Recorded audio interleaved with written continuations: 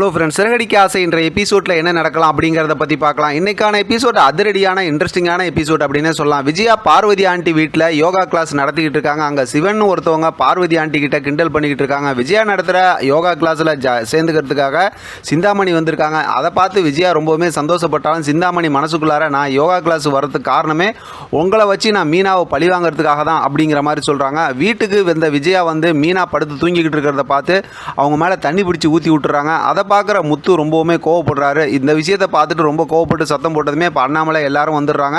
வந்ததுக்கப்புறம் ஏன் மீனா மேலே தண்ணி ஊற்றுனீங்கன்னு கேட்டால் விஜயா வந்து அவங்க படுத்து சமைக்கிற நேரத்தில் படுத்து தூங்குறாங்க இப்படிங்கிற மாதிரிலாம் சொல்கிறாங்க.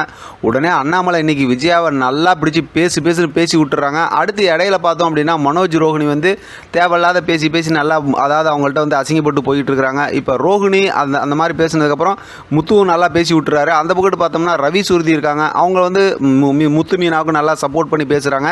ஒரு கட்டத்தில் பார்த்தோம்னா அண்ணாமலை வந்து சமைக்கிறதுக்கு மட்டும்தான் மீனா இங்கே இருக்காங்களா, வீட்டில் இருக்கவங்க வேற யாரும் சமைக்க மாட்டாங்களா அப்படிங்கும்போது சுருதி வந்து எனக்கு சமைக்க தெரியாது அப்படிங்கிற மாதிரி சொல்கிறாங்க. ரோகிணி அதுக்கு ஒரு காரணத்தை சொல்கிறாங்க. இப்படி எல்லாரும் ஒரு காரணம் சொல்லும்போது முத்து நல்லா அவரும் பிடிச்சி பேசி விட்டுறாரு மீனா சைடு சப்போர்ட் பண்ணி. மீனாவால் ஒன்றுமே முடியல, அமைதியாகவே நின்றுட்டு இருக்காங்க அவங்களுக்கு உடம்பு சரியில்லைங்கிறனால. ஆனால் அண்ணாமலை விஜயா வந்து இன்றைக்கி என்னென்ன கேட்கணுமோ மாமியாருங்கிறவங்க வந்து வீட்டுக்கு வந்த மருமகளை மகளாக பார்க்கணும், இப்படிலாம் நடந்துக்கிட்டால் எந்த மரியாதையும் கிடைக்காதுன்னு செம்மையாக பிடிச்சி பேசி விட்டுறாரு. அதோட பார்த்தோம் அப்படின்னா விஜயாவால் எதுவுமே பேச முடியல. இப்போ பார்த்தா மன்னிப்பெல்லாம் கேட்குறாரு. அடுத்து பார்த்தோம் அப்படின்னா வீட்டில் சாப்பாடு இல்லைல்ல, அதனால் சமைக்கலாம் அப்படின்னு போகும்போது சரி போய் வாங்கிட்டு வந்துடலாம் அப்படிங்கிற மாதிரி வெளியில் போய் சாப்பாடு வாங்கிட்டு வந்துடலாம் அப்படிங்கிற மாதிரி அனுப்பிச்சி விட்டுறாங்க.